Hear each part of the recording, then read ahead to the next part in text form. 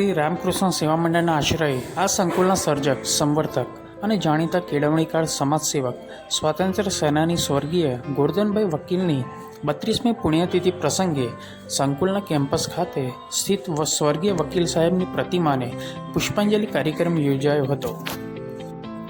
આ પ્રસંગે બીએપી સ્વામિનારાયણ મંદિર આણંદના મહંત શ્રી પૂજ્ય ભગવતચરણ સ્વામી, બ્રહ્માકુમારી સંસ્થા આણંદના સંચાલિકા બ્રહ્માકુમારી પૂજ્ય ગીતાબેન, શ્રી રામકૃષ્ણ સેવા મંડળના પ્રમુખ શ્રી હેમંતભાઈ વકીલ, ઉપપ્રમુખ શ્રી કૌશિકભાઈ દોશી, માનદ મંત્રી શ્રીમતી જ્યોત્સનાબેન પટેલ, વરિષ્ઠ ટ્રસ્ટી શ્રી કિરીટકુમાર પટેલ સાથે સર્વ મહાનુભાવે સ્વર્ગીય વકીલ સાહેબની પ્રતિમાને પુષ્પાંજલિ અર્પી સ્મરણ વંદના કરી.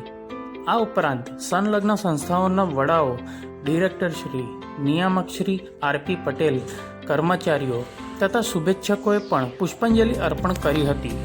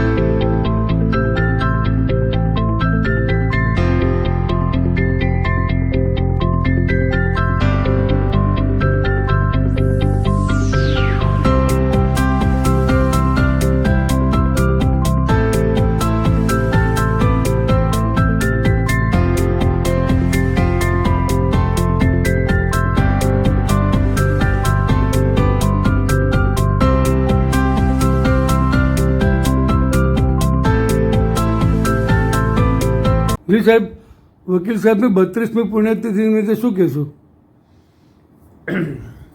નમસ્કાર. ચરોતર વિસ્તારમાં વકીલ સાહેબથી જાણીતા એવા શ્રી ગોરધનભાઈ સનાભાઈ પટેલ વકીલ સાહેબની આજે 32મી પુણ્યતિથિ છે. ત્યારે સૌથી પ્રથમ તેમને સ્મરણ વંદના છે.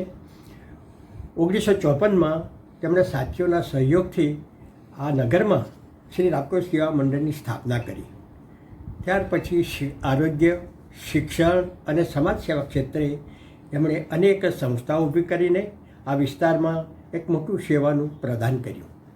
વિશેષ વાત કરું તો 1989માં એમનું એક છેલ્લું સર્જન એ આનંદધામ લંભેલ મુકામે હનુમાન મંદિરની સામે, એ આનંદધામ એ એમનું સમાજ સેવાનું એક છેલ્લામાં છેલ્લું મોટું અર્પણ છે.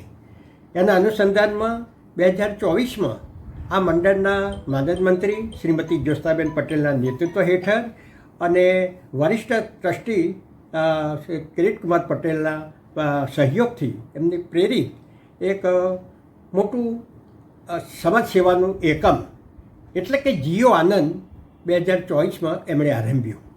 હજુ એનું પ્રોજેક્ટ ચાલુ છે, લગભગ 6 મહિનામાં પૂરું થશે અને બહુ વિશાળ એવું એક અદ્યતન આ જીઓ આનંદ છે, જેમાં એનઆરઆઈ ભાઈઓ બહેનો ડિસેમ્બરમાં આવતા હોય તો તેઓ પણ રહી શકે ટૂંકા સમયગાળામાં.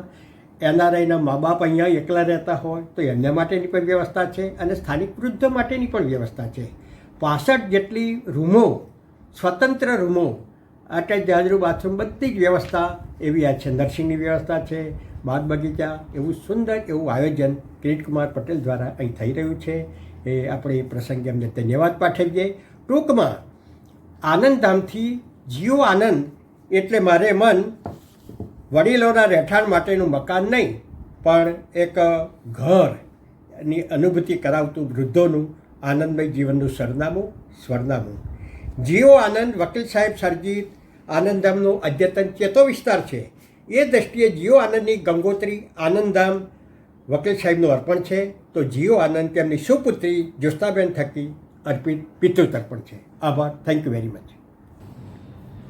સ્વામિનારાયણ ભગવાનની જય, અક્ષરપુત્ર મહારાજની જય, ગુરુ પ્રમુખ સાહેબ મહારાજની જય, ગુરુ મહંત સાહેબ મહારાજની જય. આજે જય સ્વામિનારાયણ. મોરબી શ્રી કેળવણીકાર એવા ચરોતરના નામકીન એવા ગોરધમે વકીલ સાહેબની 32મી પુણ્યતિથિ નિમિત્તે અત્રે ખાસ આવવાનું થયું. કિરીટભાઈ અને તેમના ધર્મપત્ની એમને પણ ખૂબ સાહિત્ય આ સંસ્થાનો વિકાસ કર્યો છે. રામકૃષ્ણ સેવા મંડળની 1954થી આગળ સ્થાપના થઈ ત્યારથી ઉત્તરોત્તર આ શિક્ષણનું કાર્ય ખૂબ સુંદર ચાલુ રહ્યું છે. અત્યારે તો ઘણી બધી કોલેજો થઈ, પણ એક સમય એવો હતો કે જ્યારે આ કોલેજ નામ નિશાન હતું ને ત્યારે આ બધી શરૂઆત તે વખત થયેલી. એટલે મૂળ પાયામાંથી પહેલેથી જ ગોરધન કાકાએ આ ચરોતરની અંદર, એમાં ખાસ વિશેષ આણંદની અંદર, આ વિદ્યાનગરની અંદર એમણે કેળવણીની અંદર ખૂબ સારામાં સારો એમણે પોતે ભાગ ભજવ્યો છે. ખૂબ એમણે એમાં સેવા પણ આપી. ઠેઠ સુધી મોટી ઉંમર થઈ ત્યાં સુધી પણ પોતે એમનું શરીર ચાલ્યું ત્યાં સુધી એમણે આ સેવા કાર્ય ચાલુ રાખેલું. પરમ પ્રમુખ સાહેબ સાથે પણ એમને બહુ સારો સંબંધ હતો. એકવાર પોતે બીમાર હતા, સ્વામી ખાસ સ્પેશિયલ તાત્કાલિક સ્વામી એમને ઘરે તબિયત જોવા ગયા. વળી પછીથી તમે જુઓ તો એમના બંને જમૈયા કિરીટભાઈને ડીસી પટેલ, એ પણ એમની સાથે પણ સારો સંસ્થા સાથેનો સંબંધ. આજે પણ એમના ધર્મપત્ની જે પણ ખૂબ સુંદર રીતે આજે કાર્ય કરી રહ્યા છે, ખૂબ સત્સંગને પણ સારો એવો પોતે ભાગ લે છે. પરીક્ષિત પણ પોતે સારો એવો સુદૃઢ અને સારો યુવાન તૈયાર થયો છે. બધી જવાબદારી ઘરની બી સંભાળે છે. એટલે ત્રણેય જણે 3 ભાગ પાડ્યા છે કામના. પરીક્ષિત સંભાળે જુદું, જ્યોત્સનાબેન સંભાળે જુદું, અને કિરીટભાઈ બધા ત્યાં ગણપતિ મંદિર જઈને બેઠા છે નાવ લીધી. એટલે ત્યાંનું બધું કેમ્પસ બધા નવું તૈયાર કરવાનું છે. તો પણ સ્કૂલ નવી બનાવવાની છે. બધા એમના પ્રોજેક્ટ છે એ પણ ત્યાં આગળ પોતે ત્યાં બધા રસ લઈ રહ્યા છે. એટલે બધા જ ઘરના બધા કાર્યરત છે આ સેવા કાર્યમાં. એટલે ગોરધનકા જે એમને એમની જે પોતાનો વારસો જે આપેલો એ વારસો પોતે સંભાળી રહ્યા છે. અને ખૂબ સારું આ કાર્ય છે. ખરા કેટલા બધા લાખો હજારોની સંખ્યા યુવાનો બધા અહીંથી શિક્ષણ લઈને દેશ પરદેશ બધા જાય છે. અને આજે આ સંસ્થાનું નામ આગળ ખૂબ રોશન કર્યું છે.